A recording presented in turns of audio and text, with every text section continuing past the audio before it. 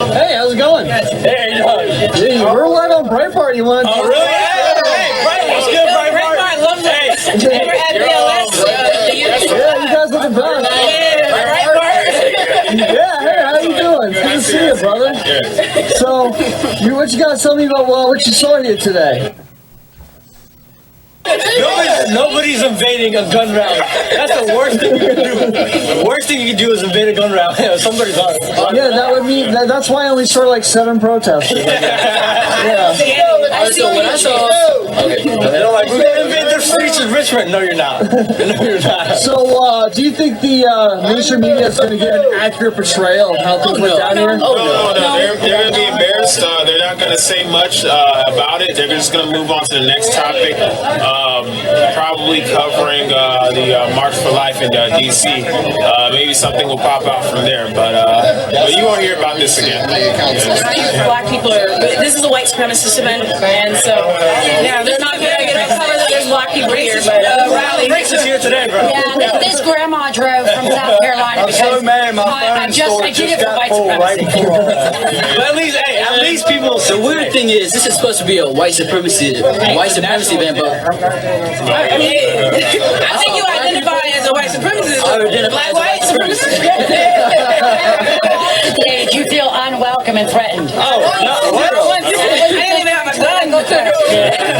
I felt very safe. I like there's a lot of support going out. But I feel like they finally see this. I feel like the media's gonna see this. Virginia's They're going to ignore it, though. They're gonna ignore it. Nationalists roam the streets, bro. Why is the media ignoring stuff like this? Oh, they don't care. They have an agenda. Their narrative. Agenda. Yo. If they're anything of those stuff, You on Facebook? Oh, to meet you. Can I get a picture with you? Hey guys, let's move over there. We'll continue over there.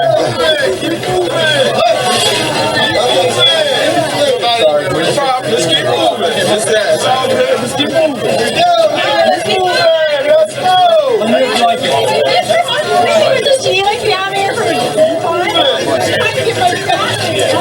All right, let's try to come over here. We're going to be bothered less.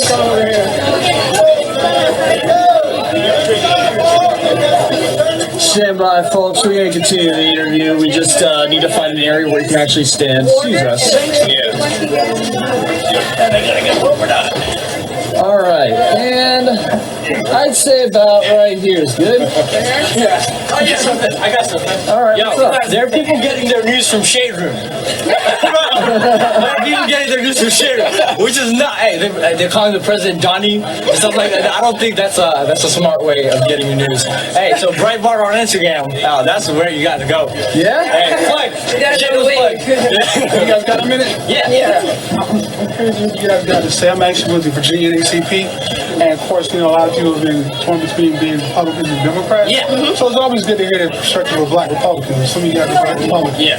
So if you guys are allowed to go live, you guys are opportunity to talk about why it's important to understand the history of the Democratic Party as well as the Republican Party and why you guys are Republicans. Yeah. All right, hold on. So you guys feel good here today? Yeah, we did. I felt awesome. Patriotism came out to support. Patriot love it. I feel very safe. Is there any place we can do interviews? We're trying to get everybody out of here. Where's out of here? Do we have to go to the side of the street? Yes, sir. All right. Oppressive police. Kind of oppress us.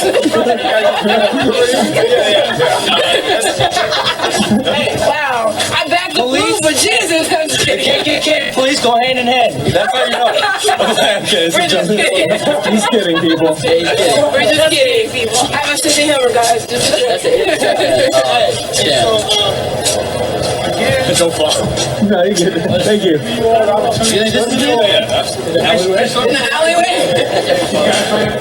Exactly why tell 5 years why it's important as Black Republicans that you explore both sides of the party and understand the history of both parties. Well, as far as history, I would say just in general, nobody should be entitled to your vote because when they're entitled to it, they don't work for it. So I say listen to both sides of the story, both Republican and Democrat, and vote your values as far as that, because everybody has bad or good history. No matter like wherever you dig or wherever you look, you'll see both sides, bad sides, whatnot. But hear both sides of the story and decide from there.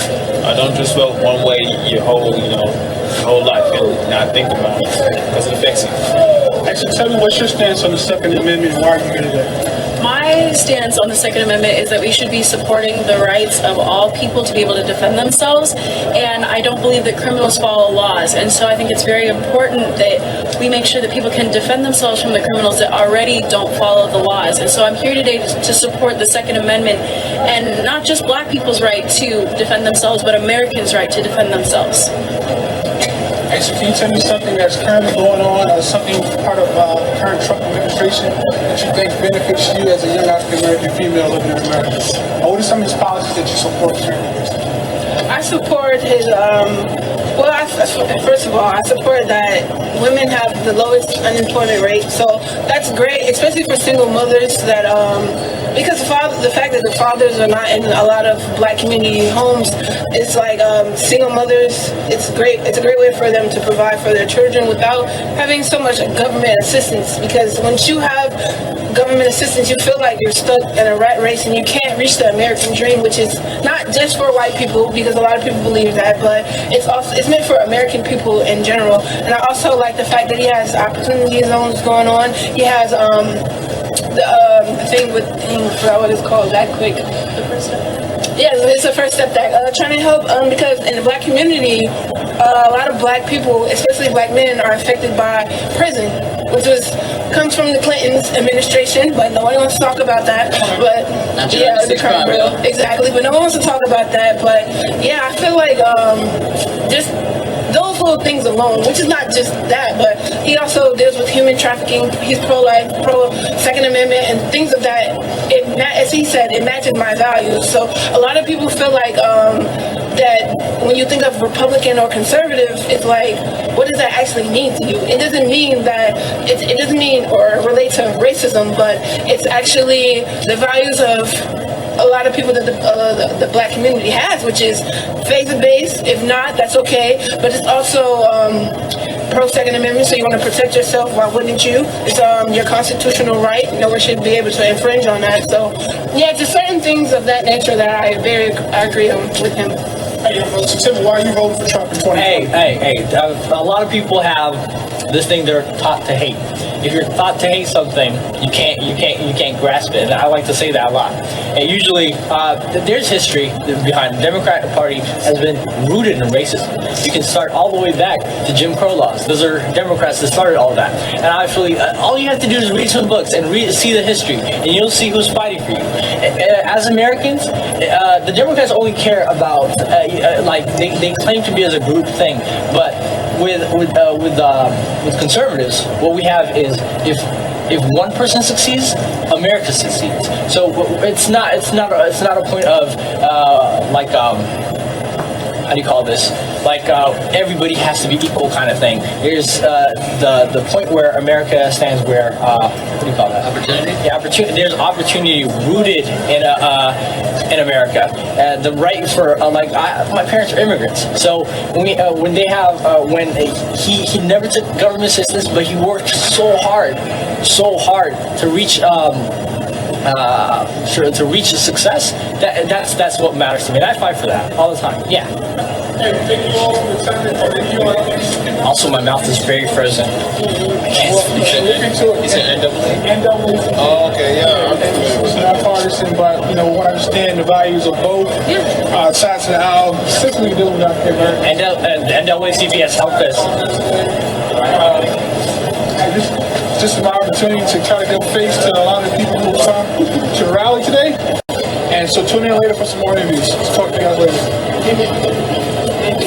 Hey, thanks a lot. Hey, that's very refreshing, man, because a lot of us, specifically after the, specifically after the blackface thing, after the blackface thing came out, a lot of our efforts were torn between forgiveness and holding the accountable. So a lot of individuals in the ACP decided to go ahead and say, hey, we'll let it slide. It's like, things that infringe upon our rights, we're all going to stand and fight for. That kind of is the slap in the face. So hey, thank you guys for doing what you're doing. Stay strong. All right, let's try to continue this now. You guys are high in demand here at this rally. Let me ask you, each of you, what your message would be to the Virginia governor if you had the opportunity to talk with him. Simply, Second Amendment shall not infringe. It's as simple cut as that. I think Virginians, is that what they say? They have the right to protect themselves in many circumstances, and don't let Northern Virginia control all of Virginia. I know you're a governor, but you don't always have to do what's popular in your party. You know, I think you should serve your state first. Yes, you got elected, and your party supports you financially, but you still have a state, to run and run it fairly as far as that. So, shall not infringe. All right. And do you have something like a platform you can plug? Blexit, North Carolina. Oh yeah, it was a good event. Oh yeah, appreciate it. Blexit, and also Phoenix Media as well. That's consists of all of us too. And follow me at OSIGAHK on Twitter and on other platforms at OSIGAH. That's Osiga. Great. We have about 24,000 people watching right now, so you guys are aware. Awesome. All right. So, what would be your message to the Virginia governor? I believe that you're supporting racist policies that directly affect Black Americans living in Virginia, and I think it's unfortunate that you are allowing criminals the opportunity to take advantage of people of color because they are not able to defend themselves. And so, I think I think that all gun control is racist, and I think it directly impacts Black people in this state and in America in general. Great. All right, I want to talk about two things. We're talking about this whole Second Amendment thing. We're going to get to that, but first, what a lot of people forgot is Northam, back in, I think, February or March, he was talking about how he wanted to do post-birth abortion. Now, that kind of went under the table when that whole KKK blackface stuff came out. But we needed to talk about how we're guaranteed the right to life, liberty, and the pursuit of happiness in the Declaration of Independence. How can we be guaranteed the right to life if we're killing babies after birth? If we're killing babies at all after conception, in my opinion. My opinion too.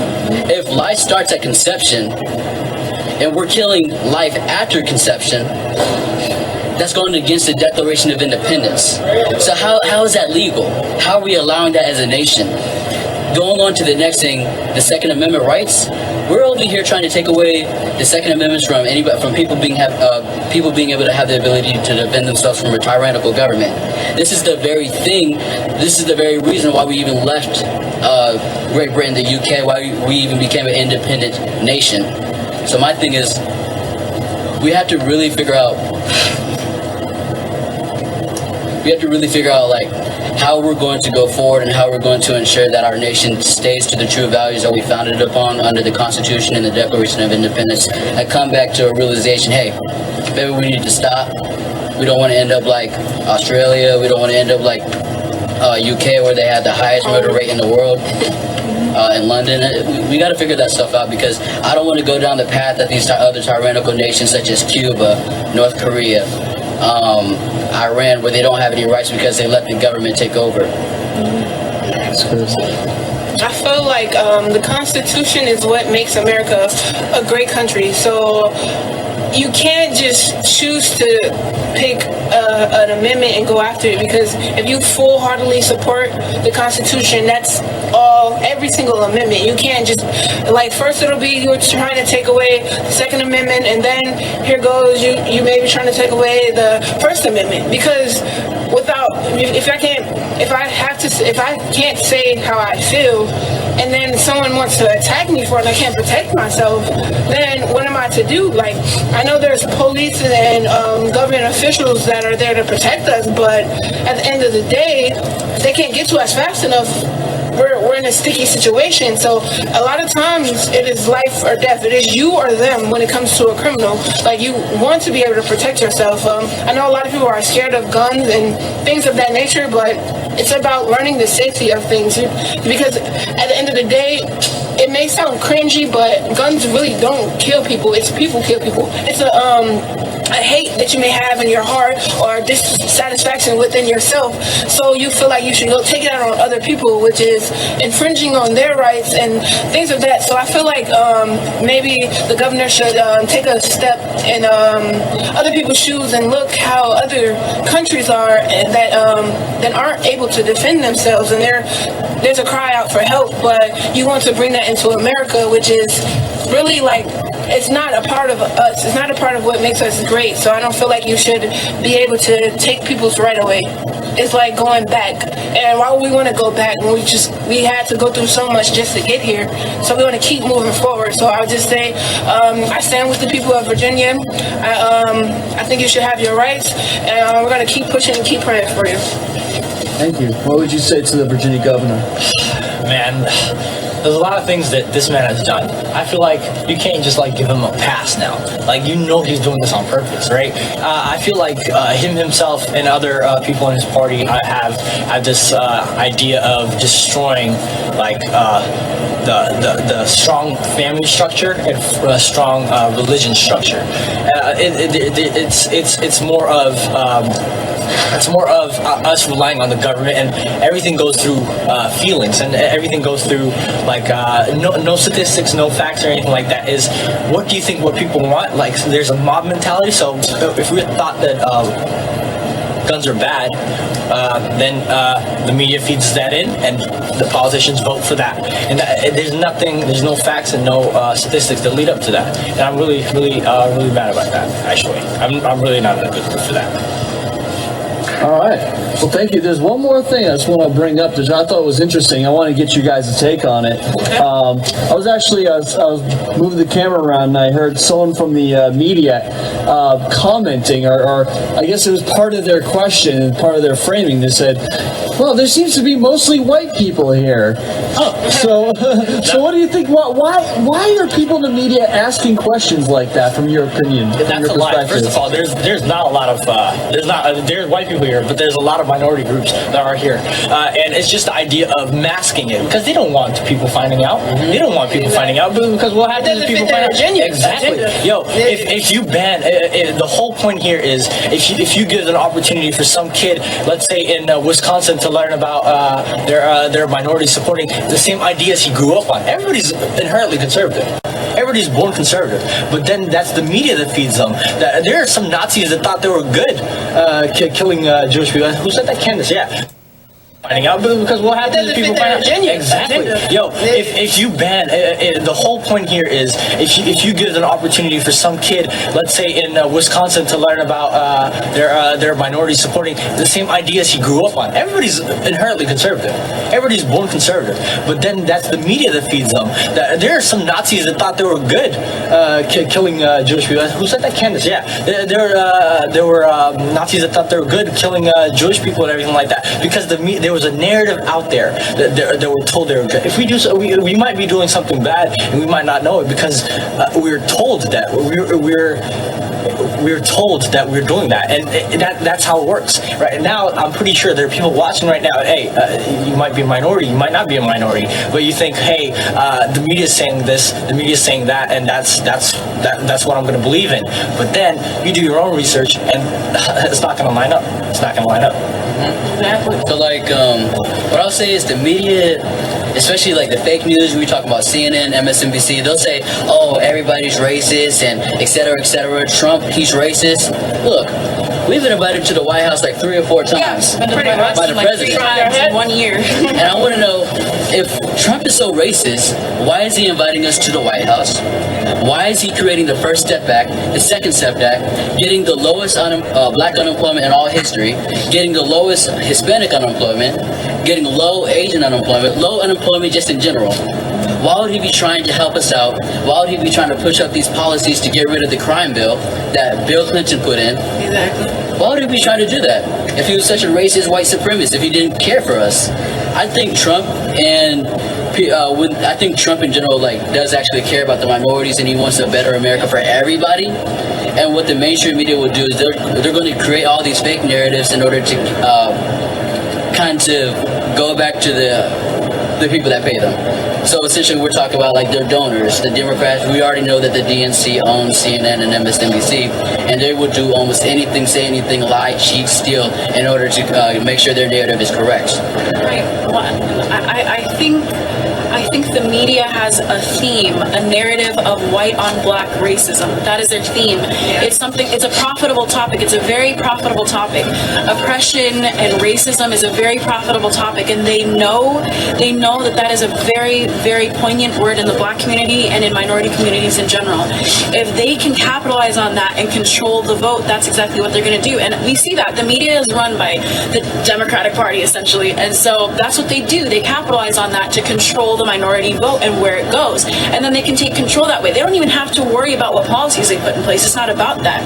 They believe that we are stupid and that they can get our votes by saying racism and white supremacy enough via media. They don't think that we're going to research ourselves and understand what actual policies are being put in place. And they're losing our votes. I'm telling you right now, black people are coming out every day in support of this president. They are losing our vote. And this will bite them in the butt. This will. That's why they turn into the illegal immigrants. That's why they turn into. That's why they're turning. I mean, you look at the left and you look at the right. You look at the Democrat politicians and the Republican politicians. Me, I'm an independent. I have some conservative libertarian views. But you look at I try to be as unbiased as possible. But when you look at the Democrats, they kind of run on, we'll be able to help stop racism. No. How are you going to stop racism? That doesn't work. You can't just walk in and say, we're going to stop racism. That doesn't work like that. No. If you look at how the racist statistics of 60 years ago, we've come a long way. I mean, we just had our first black president, 4 years ago, 6 years ago, 8 years. In 2008, we elected our first black president. How is America racist if we just had a black president? He got the majority white vote. Yeah, exactly. He got voted in because of the white community. I don't understand. They try to push it. One thing I want to touch on that. They think they're going to stop racism by canceling all white people.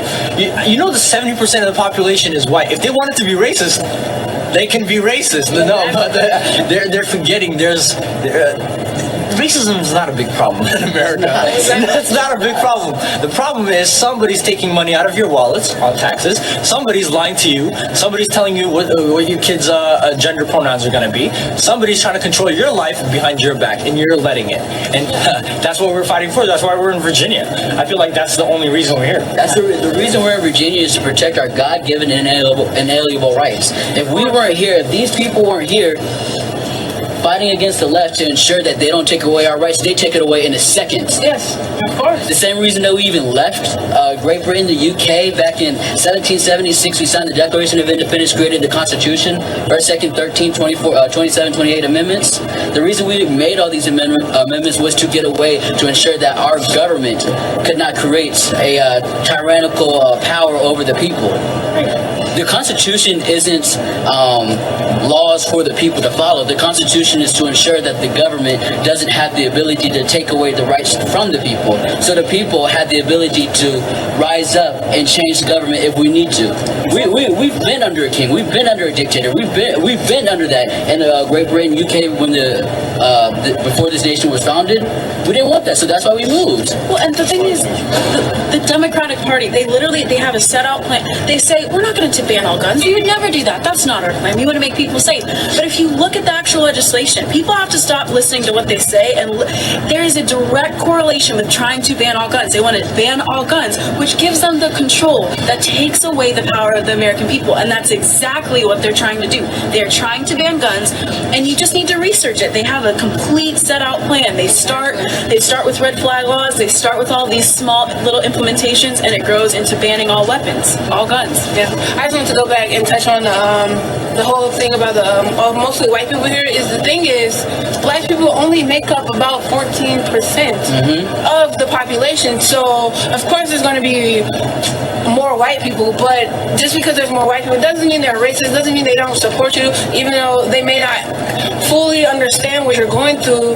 Just to have someone to support you is like a huge thing, because nowadays sometimes people don't care about people, so if someone can show you support and they're not even considered your people or your whatever, like I feel like American people, we are each other's people. Like you shouldn't really be focused on race, you should be focused on what's right, what's wrong, and pushing forward the right to push out the wrong. Like I feel like love does overtake hate, so you should be more focused on love and just pushing that out, so that we can't have these things of white and black, and because at the end of the day we all bleed red. So we should just definitely come more together, because this is like a lot of separation in America, which is the narrative of the left and the media. Like they want to separate us, so it feels like us against them, when really all of us right here, we want to help our community. I don't want to say we woke, because I don't really like that term. I feel like we've actually done research. We weren't like asleep. We were just misled. So I want to say we're now led in the right direction. I don't want to say we're woke. I want to say we're led in the right direction, because now we can go out, we can teach our people and our people as an American people about how we have been lied to and how we have been tricked, and how we can change that and take it back into our hands and back into our community and just help our community. Also, if you want to hear more from a young black conservative, you can follow me at the John Soul. I don't know if you want to see that. Yeah, we can see it. Okay. Great. You can see my opinions and other people's opinions. And what's your name? My name is Jonathan. Yeah. And can you spell your first and last name for us? My first name is Jonathan. Last name is SOWL. Got it. Yeah. All right. And then what about yours? My name is Rochelle Conwell Williams, but on social media I go by ROCHELLEC-W. On Twitter I'm conservative_Victor, and Facebook Rochelle C -W, and on Instagram same thing. Awesome. You can go ahead and follow me on Twitter and Instagram at the Mikel Crump, TheMikelCrump. All right, hold that there for a sec and make sure we get a good focus on it. There we go. All right. Got it. Thank you. And so Real Shekinah is my Instagram, Real SHEKINAH, and my Twitter is it's Shekinah SHEKINAH. So yeah, follow me there. All right, and yours one more time. All right, my name is Osiga Kaku. You can follow me on Twitter at Osiga K. That is OSIGAHK, and on all other platforms it will be at Osiga, and then that will be at OSIGAH. All right. I just wanted to say one last thing. We all do have a Facebook. If you guys are on Facebook, it's just our regular names. I believe we've already spelled our names: Mikel Crump, Rochelle. Just follow us on Facebook. We're finally getting active over there, and I think a lot of you guys will like the content that we're creating. P.S. It's okay to be white. I feel like a lot of people are big stressed out about it's like a poison. Bro, I'm black, you're white, but we both bleed red. If there was a difference, have you ever seen discrimination by hair color? Imagine that. That's literally what's happening.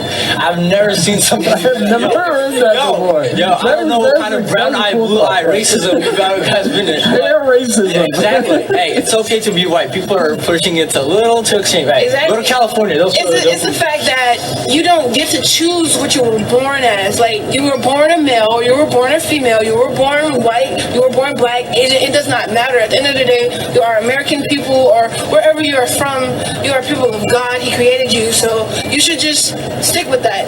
Take it further. Don't let hate and things of that nature discourage you. I want to say a lot of people talk about black privilege or white privilege or Asian privilege or any type of privilege. Look, any race can be privileged, whether you're rich, whether you're young, whether you're good looking. Anybody can have privilege on rather this helps you get this specific opportunity. So I'm tired of people saying, "Oh, you have white privilege." Look, anybody can have white privilege, so it really makes no sense. It's a dead argument. I don't understand how you can say, "Oh yeah, you have white privilege," but then you go into these communities making millions of dollars. If there's so much white privilege, Does that mean black people have white privilege? Makes no sense. Privilege is not based off of race. It's not based off of race. It's based off of situations. It's based off of economic status. I live in Colorado. There are thousands of white people on the street addicted to drugs that are affected by the opioid crisis, living in trailer parks. And I live a great life. I have opportunities. And so it's not based off of race. And I hate that the media capitalizes on that. I think it's ridiculous. Exactly. I say that the good choices that you make, it determines your life. So if you make good choices, you'll have a good life. You can't blame other people or white supremacists or anything like that. You should just take self-responsibility, step on your toes, and just get out there and take the opportunities. And don't worry if you have to start with a minimum wage job. Like, you can always work yourself up. You never know what God has in plan for you. So just keep your head up and just keep moving. All right. Well, thank you so much, guys, for all your time. Appreciate it. Yeah, we love you guys. We love you guys. All right. Thank you guys so much. Good seeing you. You too. All right. You guys take care. Stay warm. You too. All right. Good seeing you again. Good seeing you too. Oh, excuse me. What's up? March for Life? Oh, I'll be there. Okay, we'll be there. So, We'll be there. we'll see you there then. All right. Take care, guys. Let me see if there's anything left over there. Okay, All right. Take it easy, guys.